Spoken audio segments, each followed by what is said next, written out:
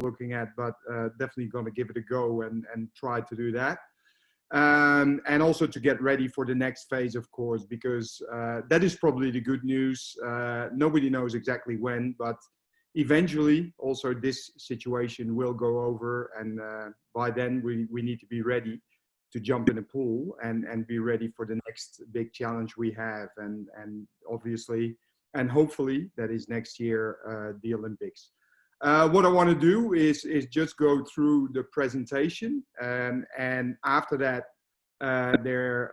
open up discussion or comments or questions. They can be about the presentation, they can be about something entirely different, whatever you want. It's really a privilege for me to be able to talk to you, and again, really thanks for joining. What I wanted to do is just start with a video, and that video actually shows where we're going and what we want to be able to do again. It's a video from the Pan Pacs 2018, the preparation of that, and I think it's always good, you know, when you start your preparations to have the end game in sight. Well, this is approximately what our end game looks like. We were going for this leading into the Olympics. And that is, of course, now postponed for a year, but hopefully we can redo that again. So if you can start the video, Brandon, that would be great.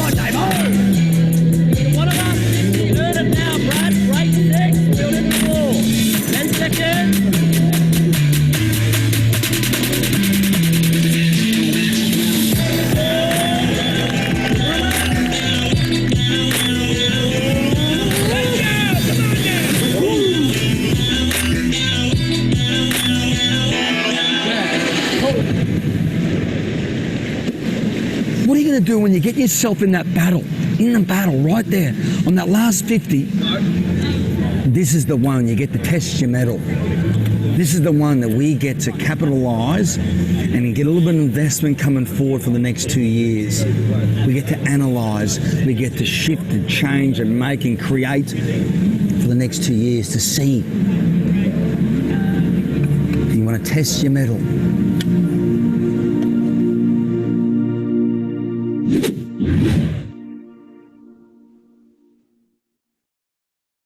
All right, thank you, Brandon. Can you go to the next slide, please?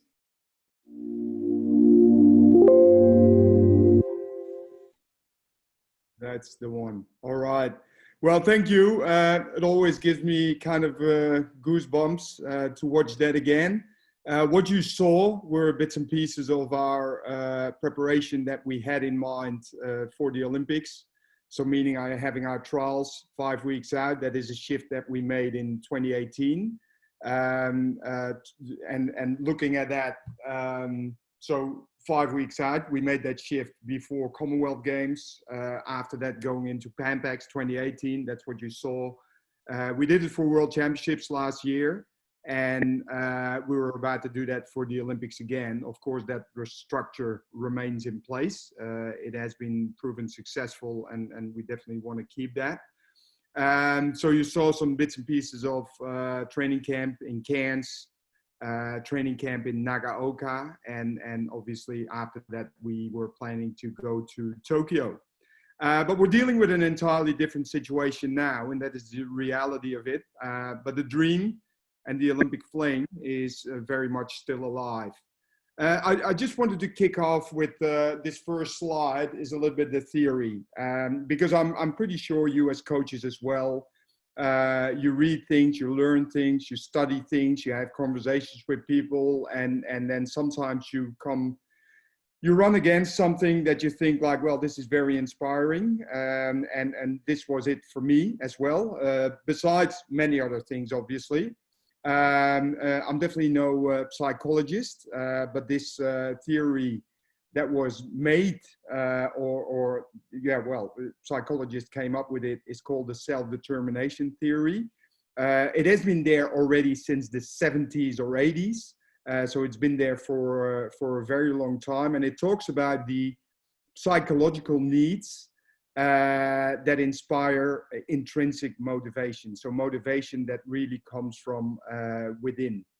And if you look at those, what is important for athletes, for coaches, for staff, for everyone actually, this doesn't just apply for sports, but this applies to every situation, is first of all autonomy, meaning that you're in control of your decisions, and you have a choice to make, to say it very simple.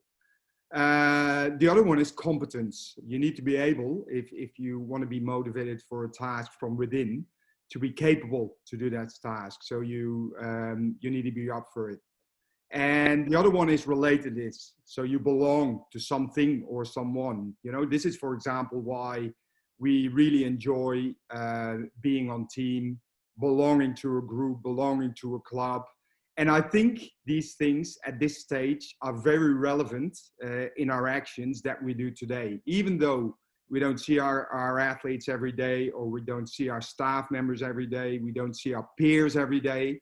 But it is very important, I believe, to keep these things in mind if you're setting the next steps for now. Next one, please, Brendan.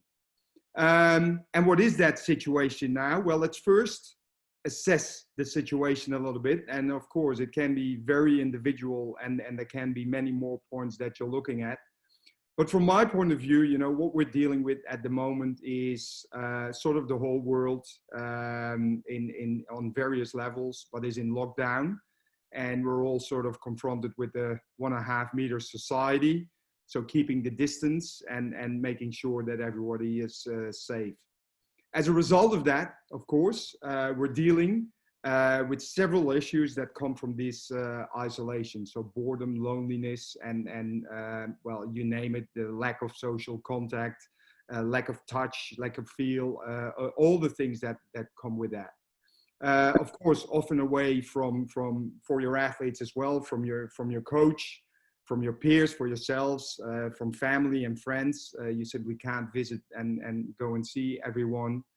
In most places, although people are working at it at the moment, and some pools slowly but surely start to open again, with all restrictions in it. But for most people, it is still, they don't have any pool access, they don't have any gym access.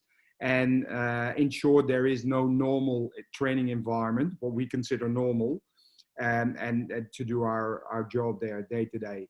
So there's also no day-to-day coaching, and definitely not the same interaction that you usually have with your staff, athletes, or colleagues.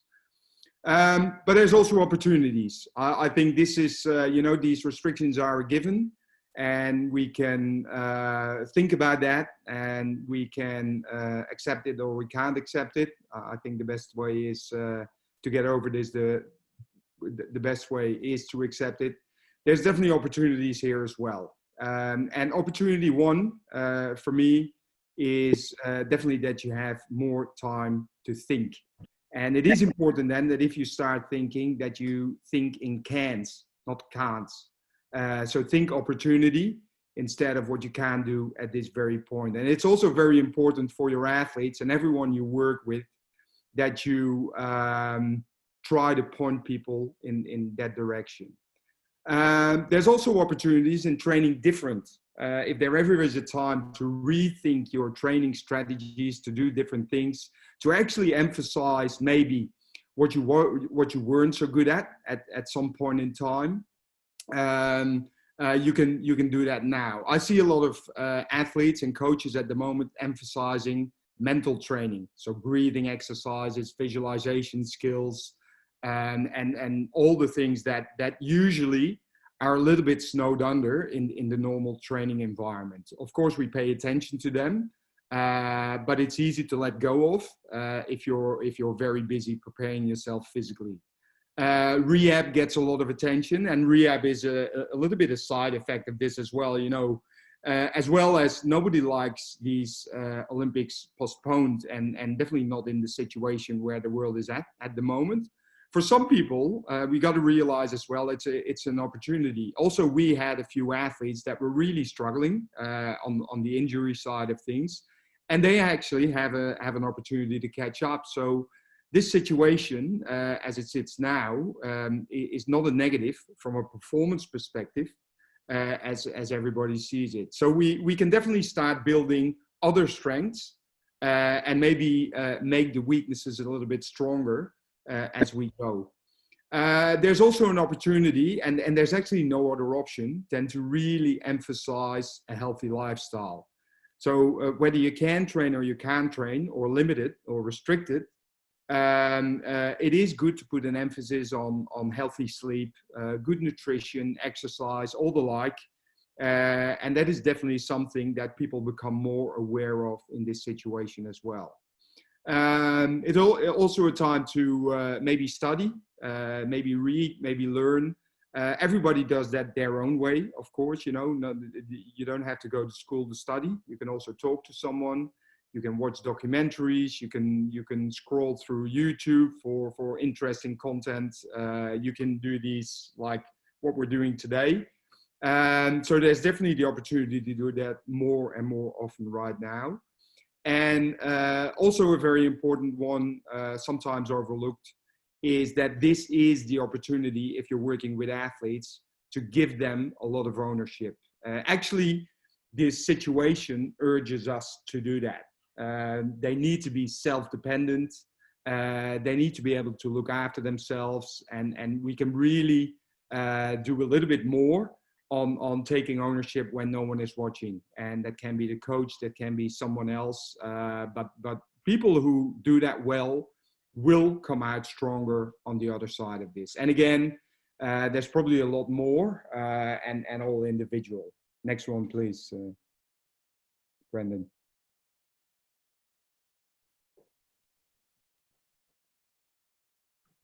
Are we there? Yep. So also in this situation from now, it is probably good to see, so what do we do with these givens and this informations, and with the philosophy and the backgrounds? Well, first of all, at the moment, we're looking to connect with a lot of people. And the first thing we always do is check in well-being. I think also for you as coaches, that requires the most attention. That doesn't have to be a heavy subject, that is really asking, how are you and how can I help? And most people, fortunately, are actually going very well. But it is a very just question. How do I get this back? At the moment. The other one is, in doing all that, is to have purpose yourself, to find purpose yourself, but also to give purpose. There's still a lot of things you can achieve in this phase. And again, it comes to just accepting the situation that you're in and making the most of this situation, and emphasizing really the goals that you can still achieve. So engage with people, create that belonging, catch up, not just with individuals, but also as a team. This is a beautiful technology where you can do that all. And again, encourage that ownership. And this is really the time for growing interdependency. What I mean by that, there's various stages of development. When you start with athletes, a lot of times, they act dependent. So they really depend on your time and feedback and instruction to become a better athlete. If you move into the next phase, they become more independent, so they can do things on their own. But on the highest level, that is probably the summum of cooperation or collaboration. We talk about interdependency. So that's really two-way communication, engagement, making each other better, as well for the athlete, as well for the coach, or if you're working with staff members as well. The actions with that is at this point in time, you need a lead as a coach. And I do know, it's a difficult time also for a lot of coaches with stand downs, even redundancy. And of course, if you move into another space, that's your good right. And if you can't do as much as you're used to, everybody will understand as well. But if you stay in this game, it is important that you keep leading, and leading in a way where the emphasis really is on listening, maybe nudging people in the right direction, or make suggestions. It's definitely not, and it's probably never in a training environment, to try and take control. Again, you're trying to encourage that ownership. You're not trying to control people too much. Setting goals for yourself and together is very important. Again, to give that purpose and direction. Reach out to the individual, and as a team, suggest the training you do, less prescriptive. What we see a lot in high performance is that people are giving suggestions for running or cycling, or sometimes swimming in the ocean, or dry land work, and they give them a few options. Instead of saying we train from this to this time, or we train exactly then and then, it is more that people need to be able at this point in time to fill out their own day, to make it work in their own day. All situations are different. Everyone's coping is different as well. So they need to give that a place themselves before you actually start saying, well, this is actually exactly what your day should look like. Of course, there's some structured work as well, and we see that in high performance as well. But we're trying to encourage that own initiative in all areas to make it work best. You're not the coach at the moment that is standing on deck, seeing your athletes once or twice a day, every day of the week. And so we definitely rely on that in this space. Next one, please, Brendan. So how are we going with it all? As I mentioned already, my focus is predominantly on working with the high performance coaches in the country and some youth transition coaches. So that's about 15 to 20 all over the country. And just to start that is to realize that all of our programs, our high performance programs, are and always will be coach led.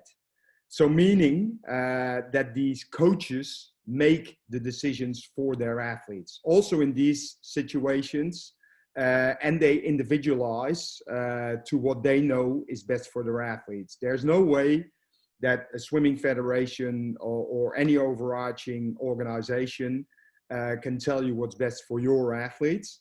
You have to make that decision yourself in conversation with your athletes and make it work from there. Simple examples are, some people can run without any injury risk. A lot of people can't because they're swimmers. They have very flexible ankles and knees and hips, and it would cause more issues than they would actually benefit from it. So it is important we leave it to them, and also keeping track of the load and all these things together. Another one, what we're trying to do in this phase is, even when possible, tighten the relationships between coaches and staff members. We've been advocating for many years now on making sure that staff and coaches really form integrated teams. So what that means is that a physio talks to a doctor, talks to a strength coach, talks to the nutritionist, the psychologist, the biomechanist, etc., etc. And you can still do that, still in this situation, and sometimes even better because everybody is sort of stuck at home and needs to have it from these kind of situations. So we're still pushing hard for that, to make that happen as well. And a very important trait that I see within our high performance coaches is that they remain very calm. nobody is panicking. Nobody is thinking, oh my God, what are we doing in this situation? They all realize there's enough time. And they also realize that it is too far out to start pushing too hard. So not overdoing it, not overdoing it in training, and sometimes even hold people back a little bit when they're stuck at home for a while is very important as well. Well, what does that mean for Swimming Australia, including myself, of course? Also, we have an emphasis on well-being and giving support there where required. We have a well-being officer and a psychologist pretty much going through the whole long list of potential Olympic athletes because that's how far we reach. Pretty much every fortnight making a phone call, just checking in or leaving a text message. And as I said, you know, across the board, people are going well, they're coping, their resilience is pretty good. They have their situation sorted. But of course, we need to keep an eye on that. That is the most important, that people come out well out of this phase. And well-being is a very broad term, of course. That is not just mental health issues, but there's also support, for example, in financial issues or study issues. You know, it's not always those heavy things around mental health, and we're pretty fortunate at the moment that everybody is tracking well, but we're organizing some courses, or AOC is organizing courses, AIS is doing a great job, so there's a lot on offer at the moment. For myself, I engage a lot with the coaches, meaning phone calls, Zoom calls, Skype calls, WhatsApp, and the like. As well as with athletes, and mostly through the leaders. You know, it's not that easy to call around 60 athletes every week. We don't strive to do that. And again, our programs are coach led. So if something is happening with an athlete that requires our immediate attention, we rely on the coaches to pass that on. That is basically no different as in the usual situation. And we reach out and engage with the team and staff. We do that individually, but we also do that in group calls. So I have the high performance coaches on call every week.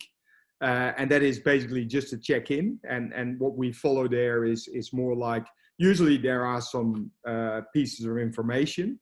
And certainly in the beginning of this crisis, there was a lot of information. Oh, pools closed, pools open. What can you still do? What are you allowed to do, et cetera, et cetera. Now that seems more settled. And of course, that amount of information will increase again when pools start to open up and we have to work with the restrictions. But more important than just giving the information is the sharing amongst each other. So every time we catch up, I just appoint like 5 or 6 coaches and actually have them explain their situation, what are they doing with their athletes, so they inspire the other people with it as well.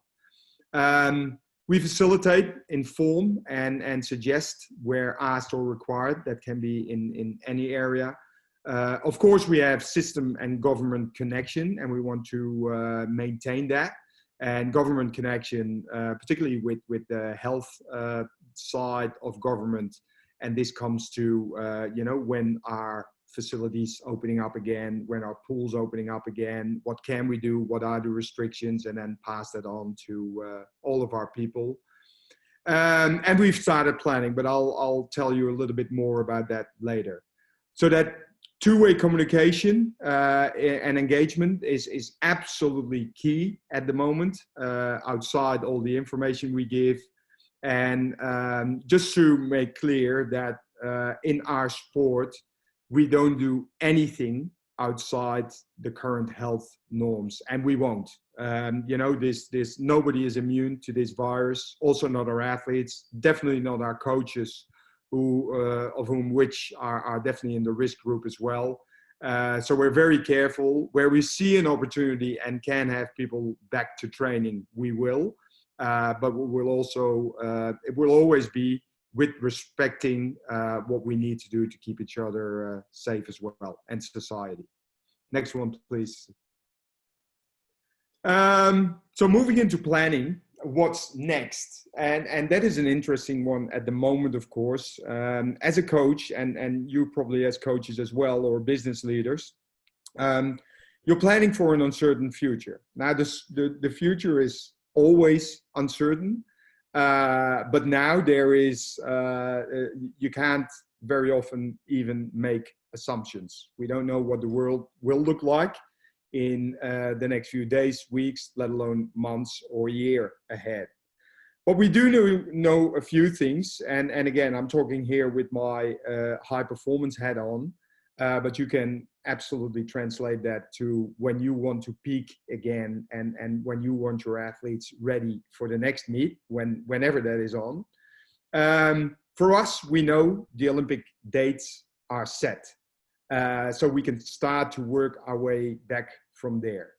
Now, there's already discussion, and I'm sure you read it already as well, like that even the Olympics next year, you know, if there is no vaccine, it may or may not happen. What is going to happen? Are mass gatherings or major competitions even possible with this happening in the world? The simple answer is we don't know. But the other answer is we act on what we know, and it's actually incredibly important that we do that and that we keep working on the assumption that the Olympics is there next year. We want to be positive, realistic about it, but definitely positive about that as well. What we know when the Olympic dates are set is that the trials will be around 5 weeks out, or almost exactly 5 weeks out. So everybody who has a calendar can count back, look back 35 days, and that will be the start, maybe 36, maybe 37 or 33.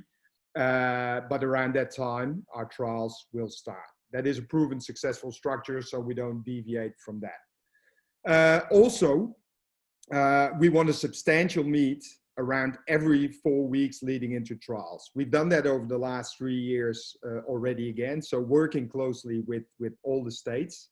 And that process is just starting this week, and we will roll out a little bit more next week and move on from there. Is that we want to align with the states and say, well, you know, as it was this year in January, you have WA, South Australia states. In February, there's Vic states. In March, there's New South Wales states. Then we have nationals, and then there's the Sydney Open, and then there's trials. Now, I'm not saying this is going to be exactly the same because that is what we don't know, and definitely not at this time. You know, we need to talk to the states about those things. But what we do know is that every time we need a substantial meet, and that domestic calendar is going to be critical for us next year because I do believe at this point in time, and hopefully it stays like that, the situation in Australia is actually quite good. You know, there's not many cases. So the spreading, like, you know, if people talk about flattening the curve, that works out very well. I think the government restrictions work very well.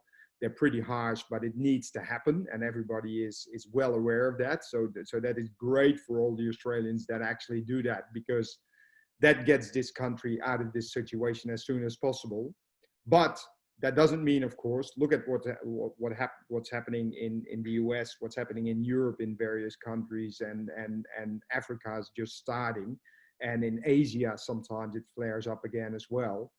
Even if it's almost gone here, that doesn't mean it is in the rest of the world. So our domestic calendar is going to be critical, even more critical than it was last year. We know that.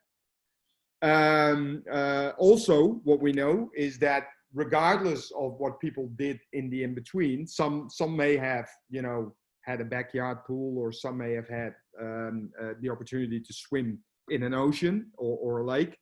But other people who had no pool training at all will need to build very gradually when pools open, whenever that is. And again, at this point, we have plenty of time to get ready. But of course, there's also unknowns in this planning, and we just have to accept those. When do the restrictions end? Nobody exactly knows. It will be a staged approach as well. That is definitely what we know. It will start with opening up a few facilities, but maintaining social distance, and then gradually and hopefully get back to normal. But nobody really knows.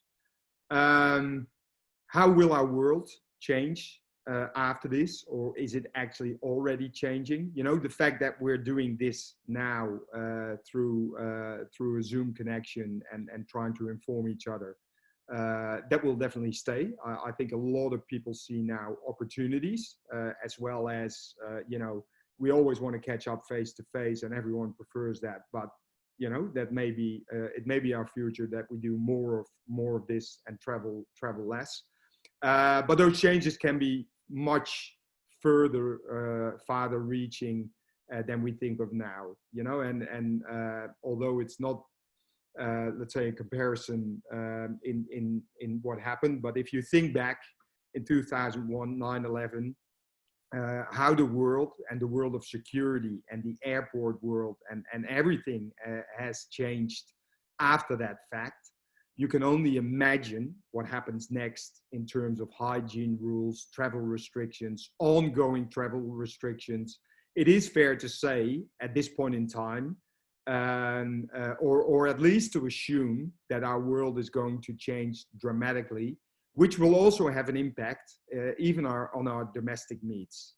And we all hope, and I'm just giving the example, not knowing the outcome, of course, but that Queensland States, for example, which is a huge meet over many days with many attendees, you got to be careful in just saying now, well, in December it will be all good and we'll have a few hundred people plus crowd plus everyone together for that good week in December. Do run this meet as we always did it. I think we need to be incredibly flexible, take it with a very open mindset, and think about the opportunities. Again, not what we can do, but what we can. But that there are changes coming is pretty clear as well. This goes for travel, this goes for the international camps and competitions, this goes for our own camps, and I'm just give here the example of national event camps. What will be the need for those? Can we still run them? Can we still run them in the same format as we did? We don't know at this point. Next one, please. Thank you. So what's next for you and your team, or pretty much for every coach? You know, I really would suggest you start creating your ideal plan, because you can almost estimate where meets are going to be. Again, everything and anything can change, but it is good to have your end game in mind. And it comes down again to giving people a purpose and a goal. There's a need for that. People need a purpose and a goal to stay motivated and to keep going. Think about how you start and build up on pull return. I think we've touched on that. And really controversial as it sounds, make a plan which include breaks. And I'm telling this to the high performance coaches as well. Of course, we would love to swim at the moment. But the moment we start swimming again, we need to understand that 12 to 15 months of consistent training without a break is too long for peak performance. I think a lot of experienced coaches know that, and they will plan their 1-2 week breaks in the season. You know, naturally they sit in around Christmas time and New Year, and naturally they sit usually after the benchmark event, but we don't have a major event this year. So we really have to think about, yes, when do we start training? What does that look like in periodization? How do we build? And what is the biggest need?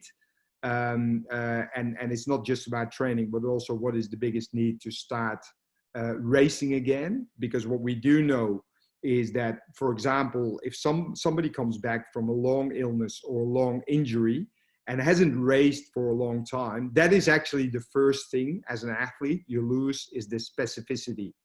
Now, of course, you can't start with that immediately in the first week or month, or maybe even 2 months.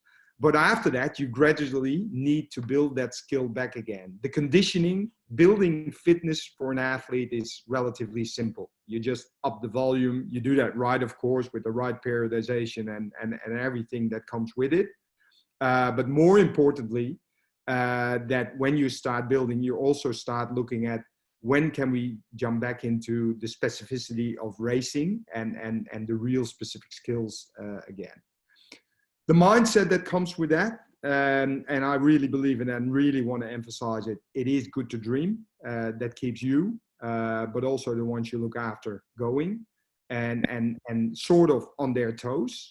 Even if this is a difficult situation, even if this is a difficult situation for you and your athletes and your staff and your surroundings, fully appreciate it because it is for everyone. But it is then it is definitely the time to have that purpose, have that goal, and keep yourself and others on your toes as well. There's, I think, nothing worse than just sitting at home thinking like, where is this world heading, and not have a plan of your own. So try to keep that in mind, and dreams are always good. They may not come true, but it is good to have them. It drives people to great heights. Remain flexible. Anything can and will change. That is a guarantee. Be positive but realistic. I think by now everybody understands that we're not in a sprint. This is not over in 1 or 2 weeks. Yes, restrictions may go down a little bit, but the aftermath will probably be worse than what we're facing now. So be realistic about it, and also towards the ones you guide. Be adaptable. Have an ideal plan, but not too rigid, and really accept the new normal, whatever that is, because we don't know that exactly yet. And give yourself, but also others, all the time they need to settle into that. Do know that when you give people a structure and a plan, outside giving people purpose and a challenge and a goal, it also lowers people's stress. It doesn't even have to be true, but having something on paper, being able to talk about something that you aspire to, lowers people's pressure and stress. The planning is critical, but the plans need to be adjustable. And I really believe, it is really far better to try and create your ideal plan. You can always adjust, but if you have no concept of your plan, you don't know where you're going at all. Deviating from something and eventually get back to where you wanted to go is fine. But having no idea where you're going or want to go isn't fine. And that is in high performance, but that's probably for yourself and everyone you're looking after as well. Next one, please. For yourself, and these are things that you probably, the web and YouTube and LinkedIn and all social media, everything is full of it. But do realize that you can really only lead when you are in shape yourself, and that being in shape yourself goes as well for mental as physical. So look after yourself, and there's a nice photo of Chris Nesbitt here with his cup full. That's at least what we can assume, and keep your cup full. It's incredibly important. I also believe that it's really okay to have your own emotions and struggles. The coaches I talk to, they do have those too. Everyone does. In these days, everyone has their ups and downs, and it's okay to have them. We're all human, whether you're leading or not. You're all human. Having said that, and having spoken about the cup as well. In this time, you need to be the example for your people as well. You need to be the eye in the storm. People need to be able to get back to you for advice, for support, for help,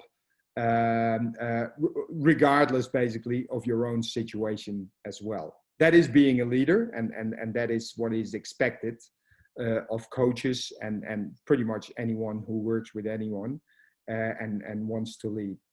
I think it's always important to find a buddy or more people to talk to, and not just saying, well, we'll check in when it's needed, but actually formalize that and make sure that you regularly catch up with everyone, and keep sharing. because if you share, you inspire others, and the likelihood of getting something back increases incredibly.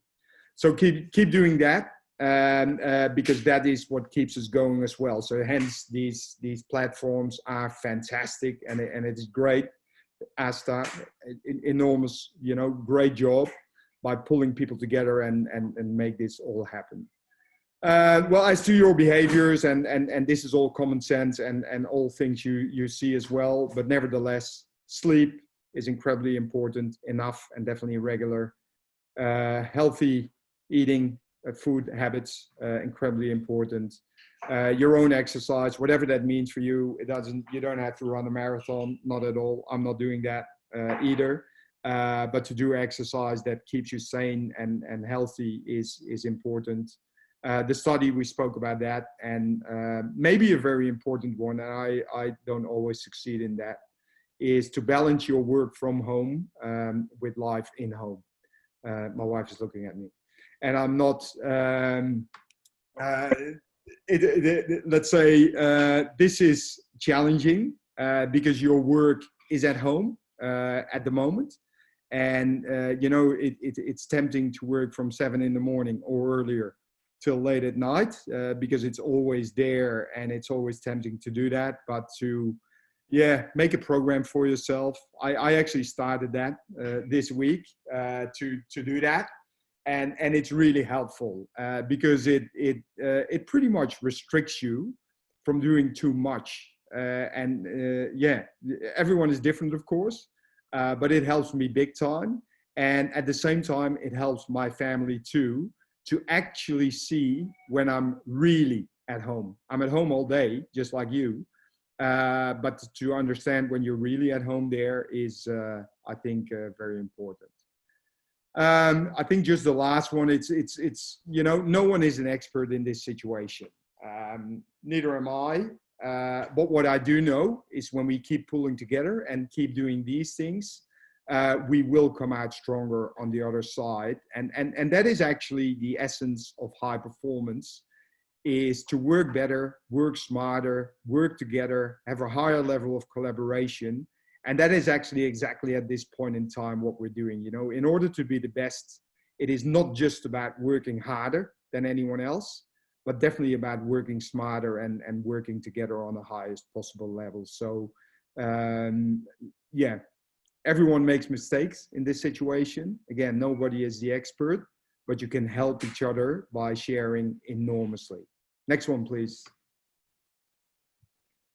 That sums it up for me. I want to thank you and actually open up for any comments or questions. It may be about this, it may be about a totally different subject. I'm here for you, so let me know. Fantastic. Thanks so much, Jacco. I think not only some excellent advice in there, but also some really good insights as to where you're heading, where Swimming Australia's heading with the competition calendar and so many other things. I'm going to ask people, if you do have a question, type it into the chat to start with, and we'll try and facilitate some of those questions along the way. I've got one to kick off though, Jacco, if that's okay. And there's been a lot of content in your presentation around getting people back in the pool and how and when to do that. One of the key roles I see for coaches and a key leadership role for coaches, particularly those that aren't necessarily at the highest level of coaching, is to re-engage their swimmers or keep them engaged and then get them back into the pool once we do have the facilities open. Do you have any hints or suggestions for how coaches can continue to keep their athletes engaged, to maybe take the break, but to get them back, to hook them back in, and to think about that whole sort of retention as opposed to recruitment initially, because we all know that it's much easier to keep people in the game than to get new people in. Any advice or hints on that? Yeah, thank you, Brandon. First of all, I want to say I totally agree with you that this is critical, and in high performance, it's critical. To maintain the engagement and to really ensure people keep doing the right things as well and making the right choices. Although we don't try to control, but we definitely want to see people make the right choices. But in clubland, and probably for your swim schools and all the like, I think it's the engagement piece, the belonging part of this is actually more important than the content, particularly when you want to maintain the people that you work with. That will be challenging anyway, but I think that is a critical part. The way to do it is by doing these type things. So working together. Just to give a few examples from high performance, that there's now coaches who run sessions and actually share them with everyone. So, if you do a yoga session or a strength session or challenge each other for a fitness session, I've seen that this week as well. It is actually, you can keep it to your own group, but you can also share it, which is pretty much, if I would run a business, I'm not, but if I would run a business, it's actually staying visible at this point in time, sharing. You're helping your peers and colleagues. And I definitely think the time that we're moving in, more than ever, it has always been important, but actually showing as a business or as a club or as a coach that you not just care for your own members and athletes and coaches and staff, but for everyone is very important. And the means to do it is probably, it's mostly online. And it's better to do video than send around documents. I'm seeing a lot of, I wouldn't say it's a mistake, again, nobody is an expert in this, but I think it's way more appealing to send a video and just share what you're going through, what you're doing, what keeps you motivated, what is your purpose at the moment. Is way more important than just trying to send a piece of information in the document. That document can come later, but engagement goes mostly face to face. Excellent, thanks. I've got a question from Andy, which is, I think, going to be the easiest question you'll answer today. What pools are going to be opened soon? I know in South Australia, they are thinking about opening pools, but again, with hefty restrictions. So only a few people allowed in, and that's probably the starting point. And I think, well, the best way to look at it is it's unlikely, but never say never. It's unlikely that pools, let's say soon or in the next couple of weeks, will open in New South Wales or Victoria, because that is, let's say, pretty much the epicenter of Australia. It's not that bad, definitely not compared to European nations and US. But looking at that, they will be the last ones, I would suspect, again, to loosen the restrictions.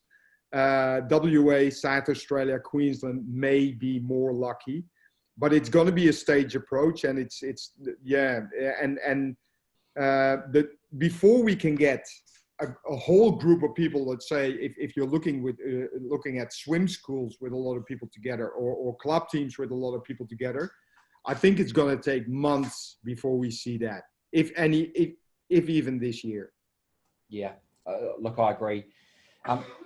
Next question, with the mapping out of the high performance calendar, is the intention for the states and then areas development level to then plan based on the high performance program? I think that's the message that you gave, but it's just clarification, I guess. Can you say that again? Sorry. With the mapping out of the high performance calendar, is the intention that the states and areas then flow that on and it all kind of fits into that high performance program? Yes, pretty much, with us, and that's why we needed a date for the Olympics, of course, because that dictates everything, based on knowing when the Olympics are. We can set our trials, we can set our nationals, we can set all the other events and start talking about that. And I'm assuming here, but I'm actually convinced that all the state level competitions will flow back from there as well. So it is important that we as Swimming Australia come up, let's say, within a few weeks with what these plans are, and communicating with the states, where they prefer to have their meets, because we're not dictating the stage, we're just asking them. to cooperate in this, and then from there all the other meets will be put into. Yes. Another question here. What will you focus on, in brackets, with the swimmer once training is resumed? What's the first thing you do with the swimmer once they're back in the pool? I would, of course, you start building capacity first. What I mean with that is you start building in simple forms, you would say endurance, VO2 max, if you want to keep it a bit more scientific. So you start building capacity. What that means in practice is you start building volume, but very gradually. Do realize that all the tendons, the ankles, the knees, the joints, the hips need to get used to day-to-day swimming again. So I would definitely start swimming, let's say your first week, maybe 3 times a week until you have 1 a day. And then slowly but surely move into 2 a day. Because again, we have plenty of time to get ready for the next season. Also with the message that you cannot catch up on training. That's impossible. Even if you have the feeling that people lost something, if you're trying to catch up, you will break.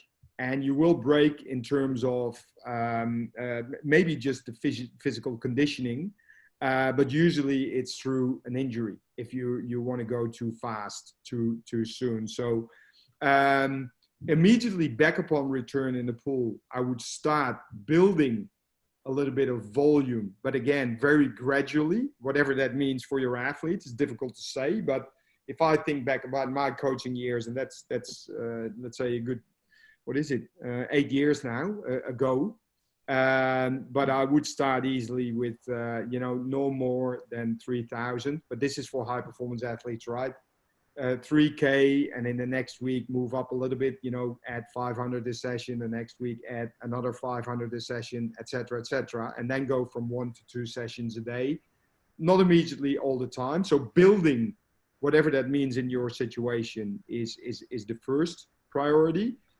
What you can do, and that is again the opportunity, if you still want to use your pool time effectively, and that is a huge opportunity, you can do a lot of skill development, technique development, because also with the athletes who haven't swum for a while, they sort of hit a reset button. That swimming has been out of their system for a while, which is a shame. But it is also when you reset then again and you have them back in the pool, it's an incredible opportunity to change a technique because it's not that set in their mind and in their, let's say, automatic movements at this point in time. And start working on your skills, underwater work, starts, turns, those kind of things, because sometimes in the hard training, these are often underestimated. So I think, make the most of the situation. Don't look for too much volume or too hard work too soon, but look more in spending your time in skill and technique development. Great, thanks. So maybe a couple more questions. I guess one from me. Projecting forward a couple of months, we know there's going to be a lot of change. There's changes in the way society are greeting each other. I think probably the handshake will become a thing of the past. What are some of the things that you think we might need to adapt to when we can resume? It might be less numbers per lane, or it might be, have you given any thought to what that might look like in the future? Well, in the immediate future, I think if we, for example, want to run competitions, we need to think smaller competitions where actually social distancing is possible. That is in the immediate short term. It's difficult. Let's say it would become a lot of crystal balling to look really far ahead, but I think that is the number one. So organizing meets in a much smaller setting, meaning less people at the same time, and maybe even a staggered approach into that. Also racing meets, maybe taking the opportunity to sometimes do that virtually. What that actually means is that you race in your home environments, and we'll start seeing people share race information over the web, maybe through YouTube, maybe through other means, or maybe even through an app, and start racing virtually. For the engineers amongst us, you know, try to create the virtual Olympics, and you may have a hit next year. Just an idea. If you have nothing to do and think about it, just try to do that. Because I think that is where our future lies. Because I really believe that the changes we're going to see will be pretty much ongoing travel restrictions, or definitely less travel. We also need to look at ourselves. You know, I was kind of crazy as well, and I loved it, by the way. But flying across the country all the time to catch up with coaches, see people train, and because we deemed face-to-face contact very important. But I also think, you know, it's going to affect these type jobs, or the state head coaches jobs, or all the mentors around Australia that are working with people. Is that it's probably yeah, for people's safety, but also the way we look at the world, and the way we can see things differently. That we also have to look at ourselves on what did I do before this time, and how can I actually do it more effective afterwards. Of course, face to face, and sometimes meeting somebody and eyeballing each other will be very important. But yeah, there's a lot going to change. So I think we need to think in that direction when it comes to how we work and also how we race. Great, thanks. So a couple of very quick last ones. Are Olympic trials going to be in South Australia again? Yes.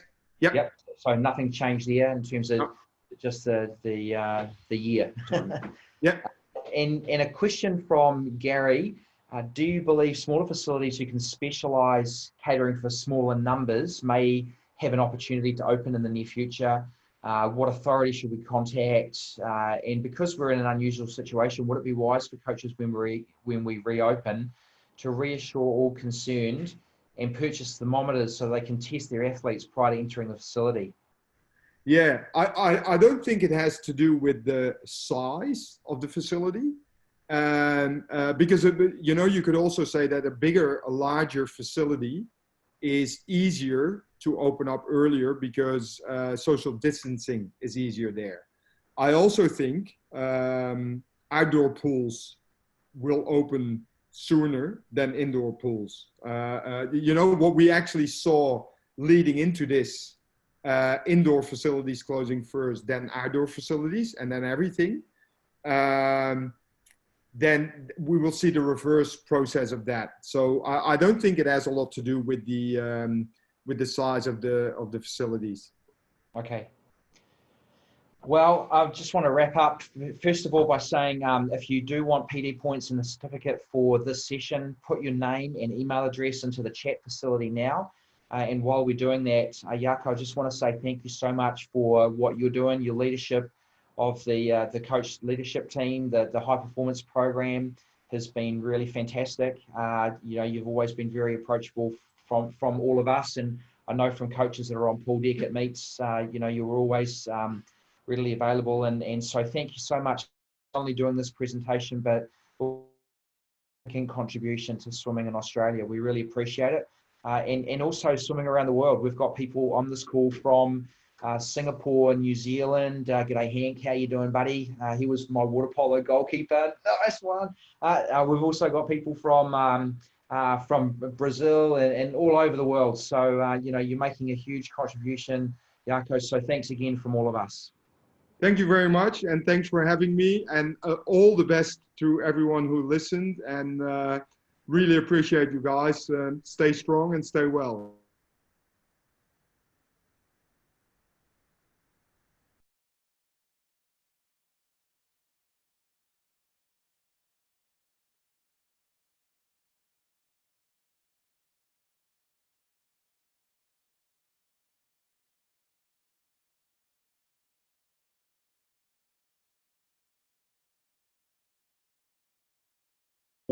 I'll stop the recording now, and just a reminder that both the presentation and the recording will be available on Asta Connects within the next probably couple of hours. So thanks to all of you for joining in. It's been wonderful. We peaked at 210, I believe it was. So that's a really great effort and testament to the quality of the speaker. So thanks everyone. If anyone wants to speak up, then please do that now.